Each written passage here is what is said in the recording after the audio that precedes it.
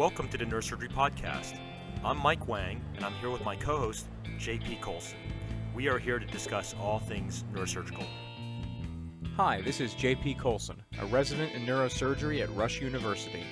Please note that this is not a CME event, and the opinions and statements made in this podcast do not reflect those of any institution or professional organization. Now, let's get started. So today's topic is surviving the oral boards. Our guest today is Allan Levi. He's not only the chair of neurosurgery at the University of Miami and my boss, but he's also been running the AANS Goodman Oral Boards course for a long time. Allan, welcome to the Neurosurgery Podcast. Thank you for the invitation.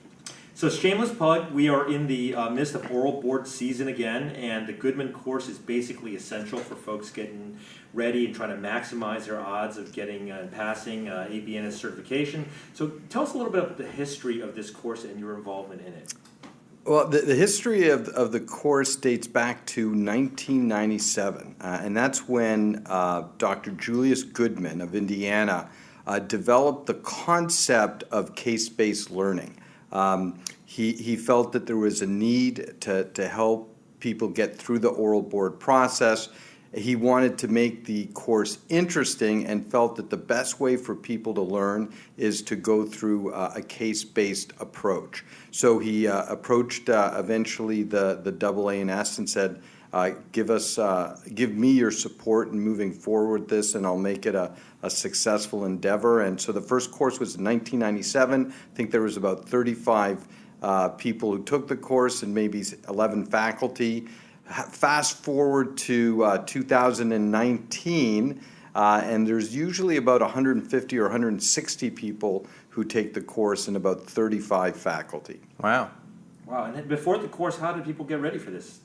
They would do it on their own. There was something called the Osler course that some people used to take, and rely on the mentorship of their faculty when they were residents. So that was, I think, the basis for many people getting ready for the oral board.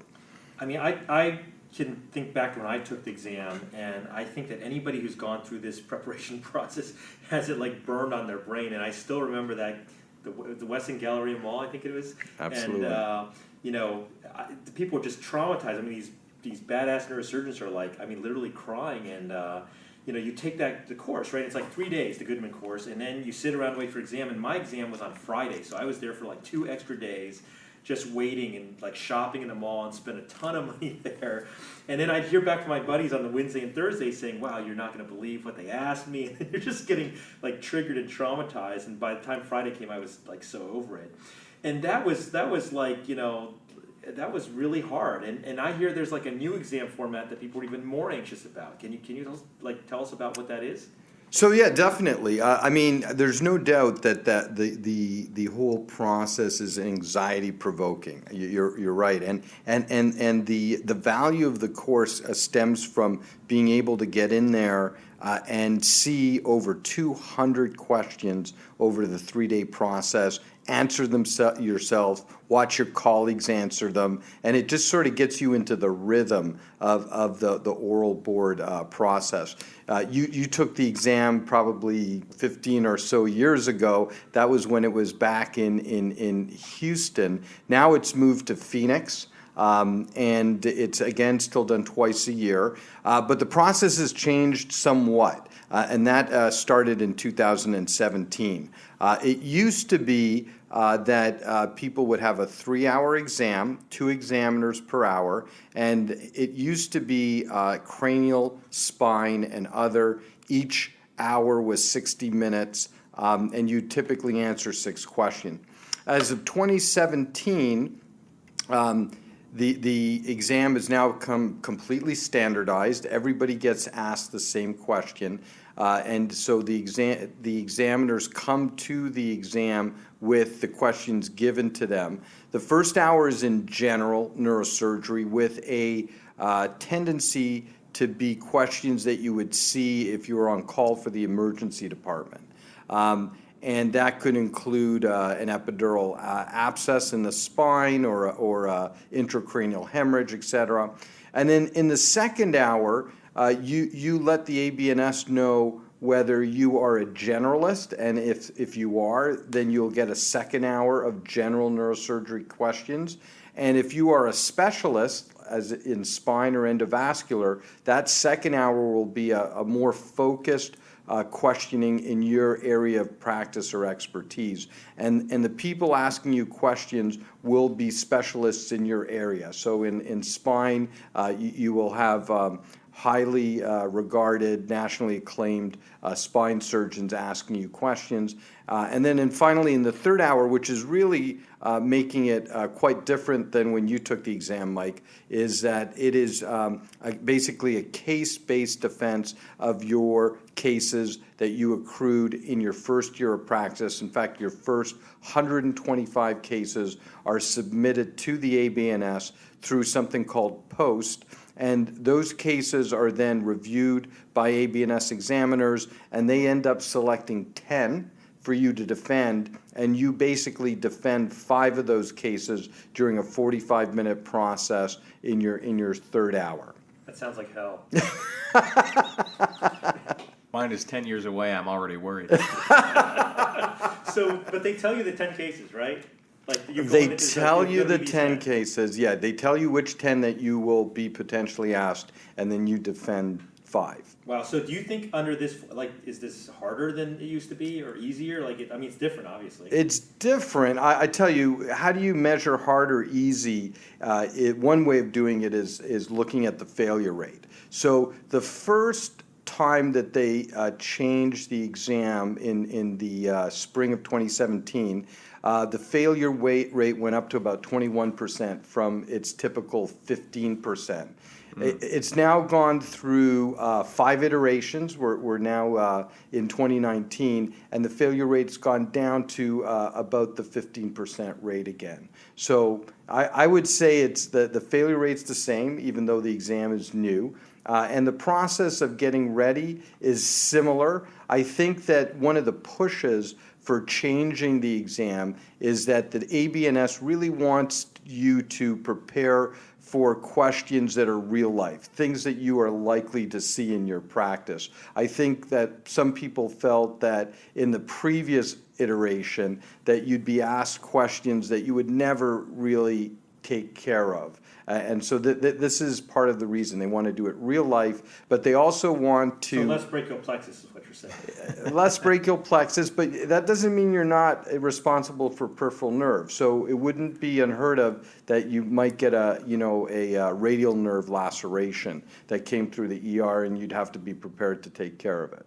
So in that third portion, when you're reviewing your first 120 cases, what would you say is the philosophy of the examiners in selecting those 10 cases you might have to defend? Great question. That's a really good question. So yeah, they're looking for cases that they feel may have a weak indication. They're looking for cases that might have a serious or unusual complication. Sometimes they'll pick cases simply because they were unusual or had a good result. They will pick cases also based on potentially coding errors. They will pick cases if they feel like you don't have a good follow-up in a particular case. So those are some of the reasons why they may pick selected cases. Weak indications or complications, I think, would be the 2 most commonest scenarios.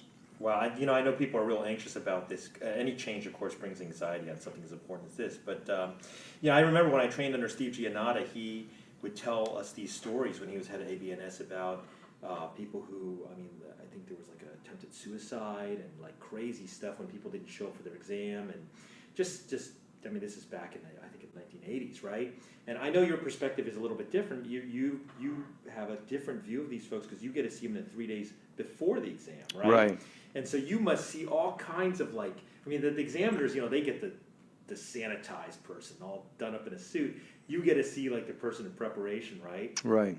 So without identifying anybody, tell us like a horror story about what happened during the Goodman course.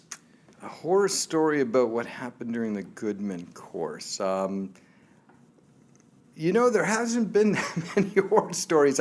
You're definitely seeing people at their worst. They're very nervous. And that's our job, is to make them less nervous and sort of provide them information. Is there a psychiatrist on site? We have no psychiatrist. We all act as sort of semi-psychiatrists. And I got to tell you, I'm fortunate. I don't have a great horror story for you, but I will tell you on the up and up positive side, everybody who I've ever seen who takes the course and then takes the exam, and then I run into them in the hallway at the AANS or something, they're always so appreciative. And I think that's what has myself and the people who are so important, the faculty, in helping to teach the course, that drives them to come back and give back and help their brethren. Yeah, you've definitely had a big impact on a lot of folks. But what about like a faculty member that just completely like psychologically traumatized like an enrollee? There must have been some. So right? yeah, I mean, and the people who take the course, they give us feedback. So we try to emulate the exam as much as possible, and we try to sort of have poker faces and not give a lot of feedback. I can tell you one guy that now I remember, one of our faculty who shall be nameless, who was examining someone who presented with a chordoma, and he wanted that patient to answer, basically to say, to do an en bloc resection, do a biopsy, find out what it is, and then do an en bloc resection. Obviously, this was a lower sacral tumor, not a clival tumor. Pretty hard to do an en bloc resection in the clivus. Anyways, he was asking the person the question, and they weren't going there, and he was just getting so frustrated. He all of a sudden blurts out, "You just killed the patient!" And the person was not what they want to hear before they're preparing, getting prepared for the board exam. I think I know who you're talking about, but I'm going to refrain from identifying. Well, so I mean, you get hundreds of people coming to the course each time, twice a year, right? Right. What's like the most common deficiency? I mean, we used to always just the brachial plexus, or like if you had to just like think about like in one general area, like what are people not doing, or how they're studying, or how? I think back in the day when you were really responsible for every aspect of neurosurgery, we would always say the 3 Ps, which are peds, pain, and peripheral nerve. I mean, those are the areas that most adult neurosurgeons are far away from.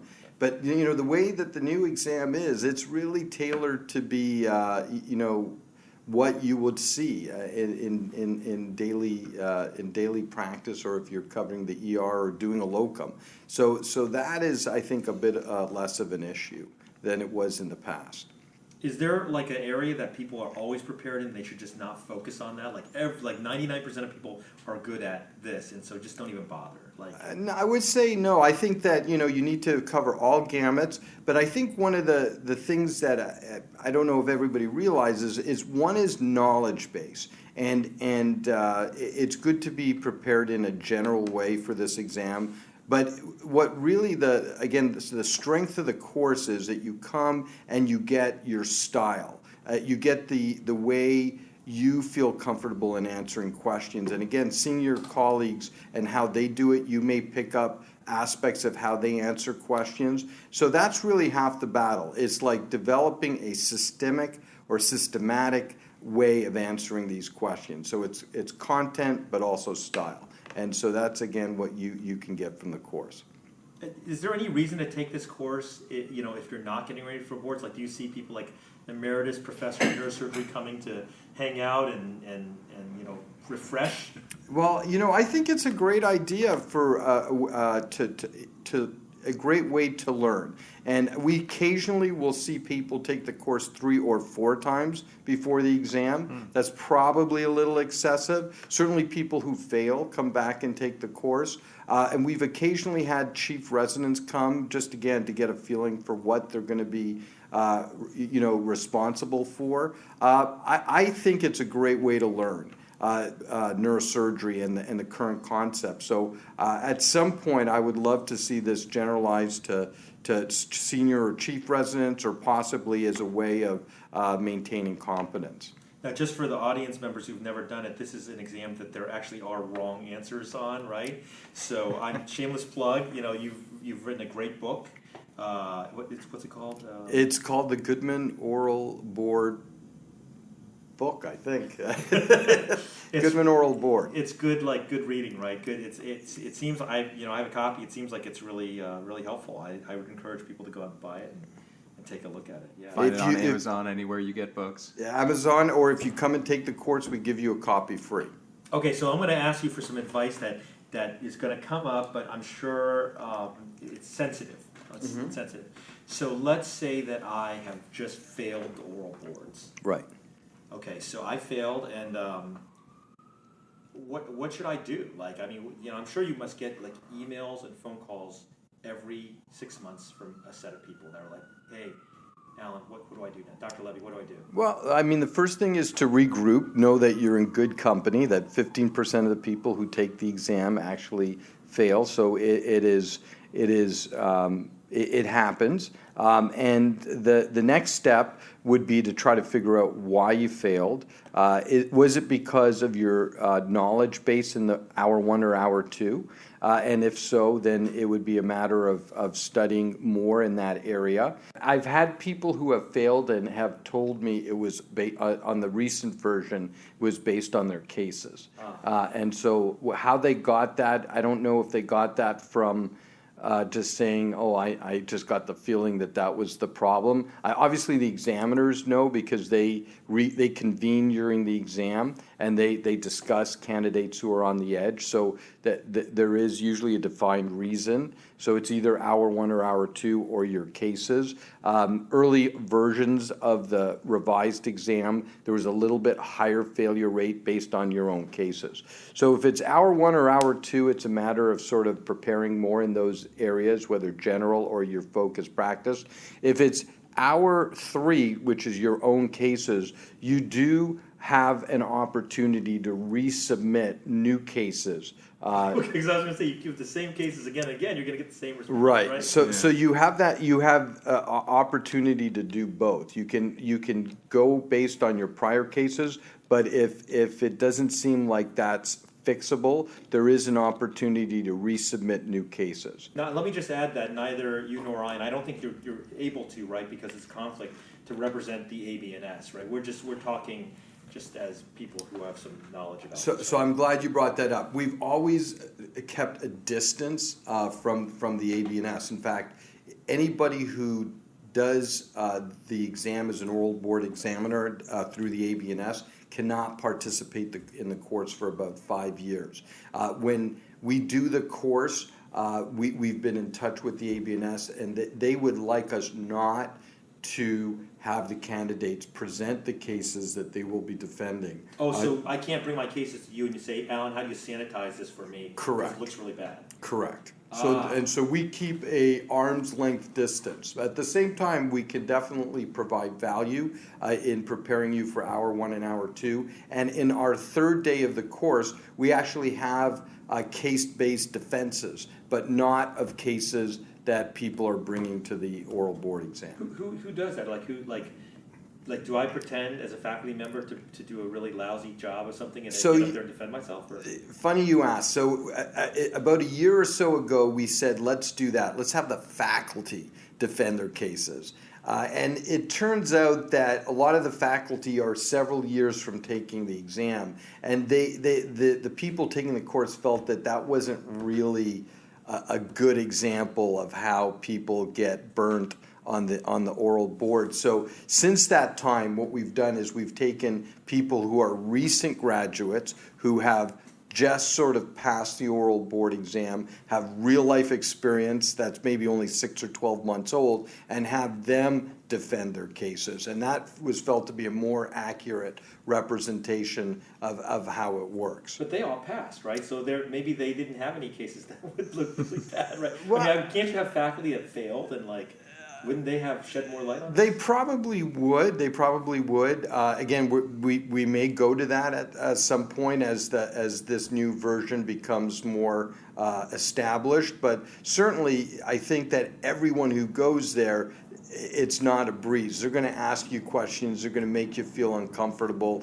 You're going to have to defend yourself. There's going to be some value there. So let's say it's 10 years in the future, I've just finished my Goodman course, I'm getting ready for my boards, and hopefully you've calmed my nerves. What am I walking away with from the course? What level of feedback do I get? How comprehensive are my results? So you'll get some feedback for sure from the faculty and advice of how to fine-tune your responses, both for content and style. You'll get the fact that you'll have seen 200 plus questions in that 3-day course. I always give the example, like when I took it 22 plus years ago, I saw 2 or 3 examples of tick during the course. I don't do tick surgery or tick treatment, but I tell you, I felt like an expert after seeing several people defend or talk about treatment of tic douloureux. So those are all the things you'll get from the course. And of course, a signed copy of your textbook. Absolutely.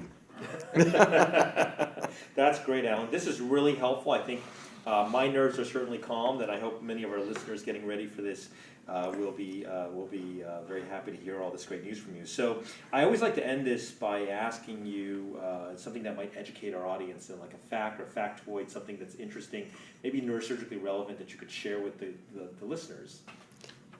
About the course or just in general? Just in general, peripheral nerve. Well, so you're the peripheral nerve expert, so tell us something that maybe I don't know about in the peripheral nervous system. Well, I think peripheral. I like peripheral nerve because it sort of takes you all over the body. It's just not the one place. The problems are certainly interesting and challenging. I recommend a healthy dose of peripheral nerve, not only during the course, but I think it's a fun aspect of neurosurgery. Awesome. Do you have a favorite peripheral nerve surgery? Actually, my favorite is probably peripheral nerve tumors. They're relatively shorter cases as opposed to doing an exploration for a trauma, which takes longer, and people do well, and I would definitely put that one on the top of my list. Great. Well, thank you, Allan. It's been wonderful talking to you, and hopefully we'll have you on a future podcast. Thank you.